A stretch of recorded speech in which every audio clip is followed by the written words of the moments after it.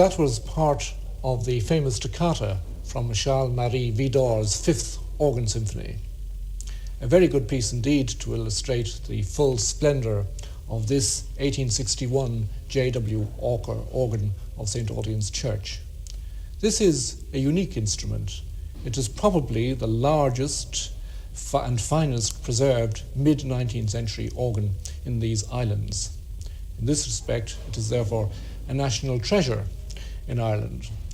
It's a large instrument, a very large instrument for its period, consisting of 35 speaking stops and about 2,300 pipes. However, an organ doesn't necessarily have to be as big and as grandiose as this one here to be a real musical instrument. Though the test of all organs, big or small, is their ability to take contrapuntal playing, because the organ is, above all else, a contrapuntal instrument, an instrument made and designed to take musical counterpoint. So I will now play part of a trio sonata by Bach to see, can this mid-19th century organ live up to this test?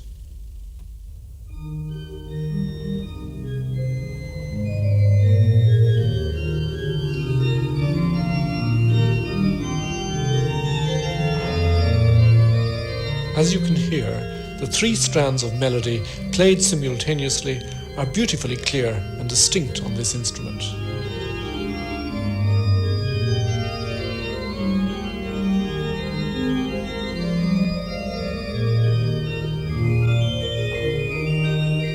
I am now playing the same trio sonata movement on a Kenneth Jones 1979 11-stop organ. Quite a small instrument and a good illustration that bigness, as far as organs are concerned, does not monopolize beauty.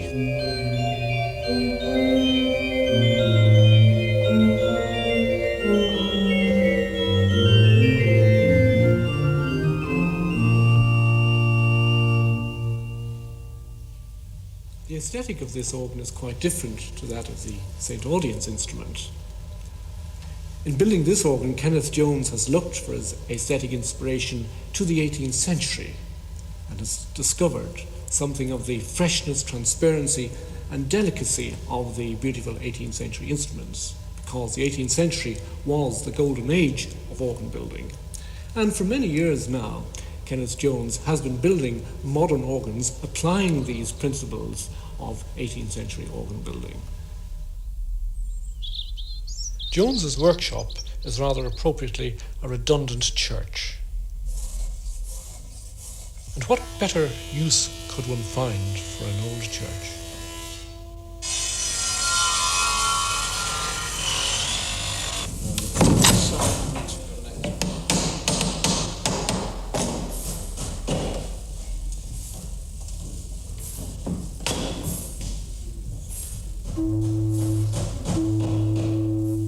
First consideration is to see what's involved in the architecture of the church itself, and what's required in musical terms, and also, of course, what is or can be involved in financial terms. So one should go and see the church and get the feel of it, take some dimensions and see the possible locations for the organ and where it will have its best effect.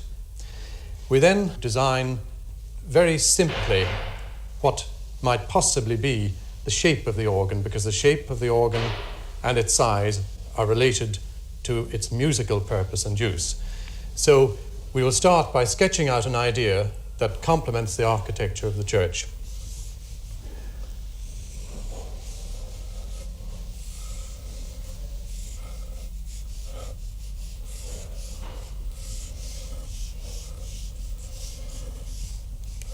The dimensions of this particular organ case are in fact related to the actual sizes of the pipes, and all the pipes that appear in the front of the case are speaking pipes. They're not a screen of dummies, as is very often thought. So we arrange the case and the dimensions of it to suit the pipes that we know are going into the organ, because we've already decided, in general terms, what size it's going to be at what cost. This is a very formal and classic arrangement of pipes, but you can't go very far wrong if you copy the best work of the organ builders of, say, 150 years ago or more. Now, I've sketched out roughly an idea there for a situation where we require the organ to be low in the centre because there's a window behind it and we don't want to obscure the stained glass. Having roughed out the sketch, we then come to the detailed drawing of that actual organ case. And the organ case and the pipes you see are the organ. You can't have one divorced from the other in aesthetic, artistic, or musical terms.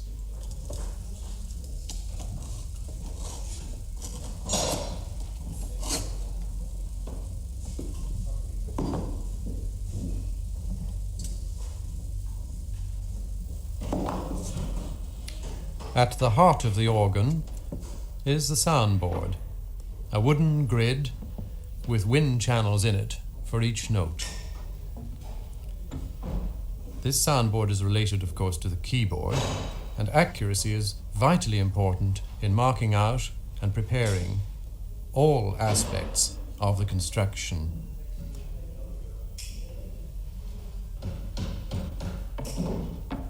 In the workshop in Bray, we have a staff of 12, of which many are trainees. Every trainee has to learn every aspect of every side of the manufacture and the building, or rather the making of pipe organs, because pipe organs are made. They're a craft, not an industry. And in fact also, many of those engaged in the work with me are practicing musicians, adding another dimension to this creation.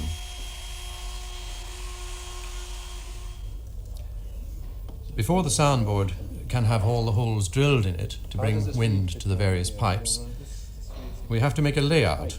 And this layout is done with discs which represent the diameters of the actual pipes.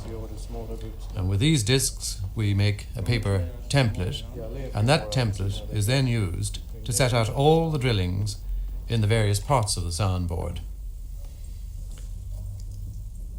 It's a one-off thing. Every organ is different. We do certainly make smaller instruments that are similar, but no two are exactly the same. Here we see a further stage in the preparation of the soundboard and its various parts for the use of the template in boring out or drilling all the holes that are required. There's something like 2,000 holes even in a small soundboard like this.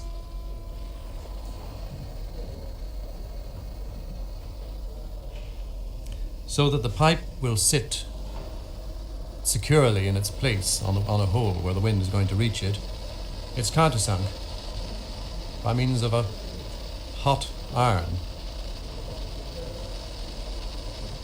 which makes a far better job than any cutting tool would for this purpose.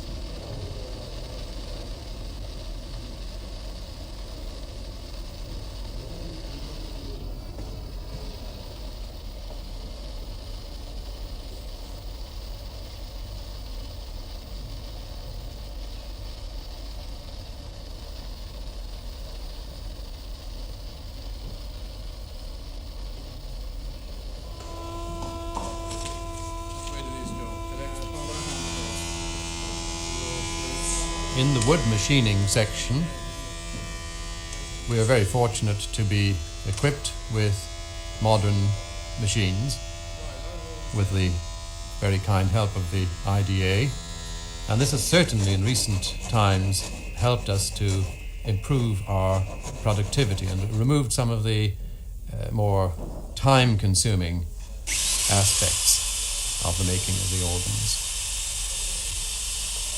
We are an entirely Irish firm in every way, and it's a happy fact that with our abilities now and production, we are able to export organs, whereas until very recent times, Ireland imported nearly all the organs that were installed in the country.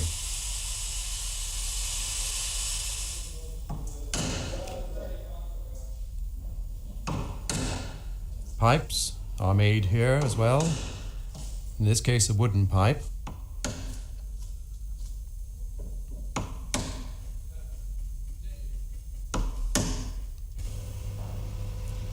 After the pilot drillings have been made right through, the soundboard is taken apart and all the components are drilled as required. I was born in Longford.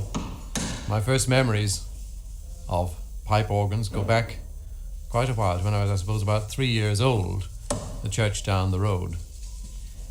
I now live in Glendalough, where there is a very old tradition indeed of organ building. It's known to have been taught there, certainly, over 1,000 years ago as a craft. There's always been an association with the church and church music and the liturgy. And whereas organs are found in homes and in concert halls, it's principally in the church that we find this king of instruments, to use a very old name.